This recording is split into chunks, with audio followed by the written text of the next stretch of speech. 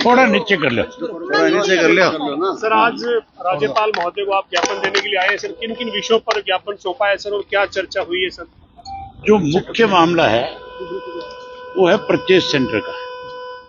जो इन्होंने शर्तें लगाई है गेहूं की खरीद के ऊपर, जिस तरह से आपको ट्रैक्टर ट्राली का नंबर देना होगा, उसके बाद मंडी में जाकर के गेट पास लेना होगा, आपको बायोमेट्रिक जो है उसको लेकर के अंदर जाओगे, 3 लोग उसमें आपको नॉमिनी होंगे। हमने कहा भी ये सारी शर्तें जो है क्यों लगाई गई है? एक समय 6 से गेहूं की परचेज पे इस तरह की शर्तें कभी भी नहीं थी। दूसरा जो मंडियां थी, जो सेंटर बने हुए थे, परचेज सेंटर जिनको फोकल पॉइंट भी कह देते हैं, वो सारे के सारे लाइसेंस जो है इन्होंने, मुख्यमंत्री ने हमें आश्वासन दिया था कि मैं सारे लाइसेंस रिन्यू करवाऊंगा और परचेज सेंटर ज्यों के त्यों रहेंगे। आज की तारीख तक कोई मुख्यमंत्री की तरफ से जवाब नहीं आया, जो आश्वासन दिया उसको अब तक पूरा नहीं किया।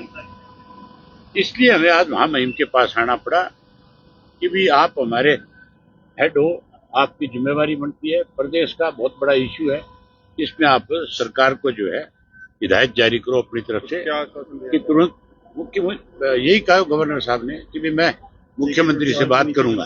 मैंने बहुत खुल करके उनको कहा, मैं बोला मुख्यमंत्री से बात करने की बजाय आप कलर को कहोगे तो और ज्यादा अच्छा रहेगा, क्योंकि मुख्यमंत्री तो नाम का है, डमी है, नाम कहा है उसने, ये तो केवल दिखाने के लिए क्या रखा गया है हमारे हरियाणा प्रदेश में कि भी हमने एक मुख्यमंत्री दे रखा है।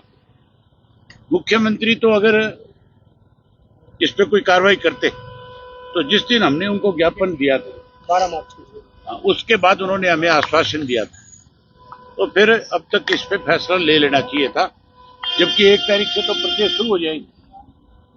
1 से परचेज शुरू होगी तो फिर किसान के सामने दिक्कत आएगी कि नहीं आएगी? इसमें सर सरसों की खरीद में देरी जो हुई है उसके चलते किसानों को हमने सरसों वाला इश्यू भी महामहिम के सामने रखा कि जो सरसों एमएसपी पे खरीदनी चाहिए थी वो आज किसान को सस्ते में बेचनी पड़ रही है। 600-700 रुपया क्विंटल का नुकसान है उसका, और सरकार जो है उसको खरीदने की बजाय सस्ते पे बेचने पे मजबूर कर रही है। हमने इसीलिए उनसे कहा कि भी आप इसमें दखल दो और आप सरकार को कहो। गेट पास का टाइम, गेट पास का टाइम, हाँ, एक जो गेट पास का टाइम रखा था उन्होंने 6 से लेकर के 8 बजे तक का, हमने कहा कि वो 24 आवर होना चाहिए, क्योंकि आप ये मान के चलो गेहूं तो रात को कटती है, दिन में तो आग लगने का डर रहता है।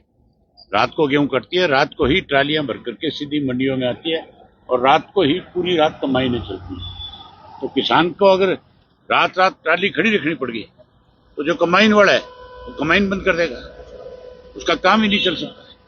इस बीच आपने ये भी कहा था जोटा बोगी है, आपकी बैलगाड़ी है, ऊंट गाड़ी है, उस पे जो फसल लेकर के आएगा वो कैसे बेचेगा? उनको गेट पास कैसे मिलेगा? कौन देगा? कहाँ से आएगा? इस बीच सर आपने ये भी कहा था कि इंडियन नेशनल लोकदल मंडियों में अपना किसानों के लिए हमने तय कर लिया कि हम उसके लिए हमने किसान कष्ट निवारण, उसके लिए हमने अपने साथियों की मीटिंग बुलाई है 30 तारीख को जिला प्रधानों को पानीपत में, और 30 तारीख को ही हम उनको सबको जिम्मेवारी लगाएंगे और हम अपने केंद्र बनाएंगे मंडियों के अंदर, ताकि किसान को किसी किस्म की समस्या आएगी तो आकर के हमारे से संपर्क करेगा और हम उसकी खुल करके मदद करेंगे। इस मामले में हम उनकी लड़ाई को लड़ेंगे।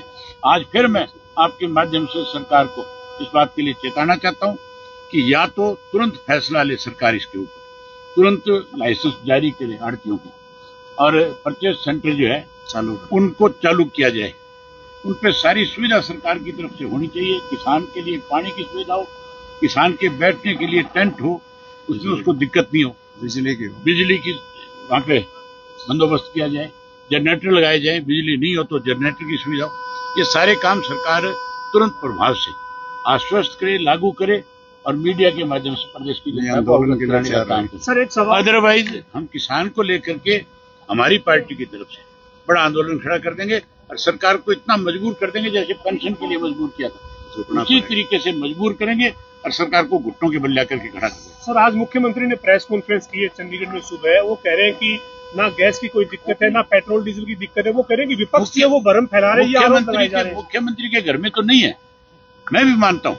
उसके घर में तो गैस भी होगी, उसके घर में तो पेट्रोल डीजल भी होगा, उसके घर में तो 4 आदमी रोटी बनाने वाले भी होंगे।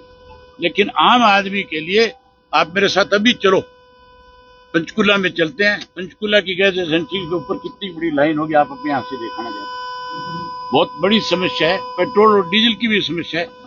पंप जो है ड्राई हो गए प्रदेश के अंदर। आज की तारीख में ना पेट्रोल है, ना डीजल है, ना गैस है।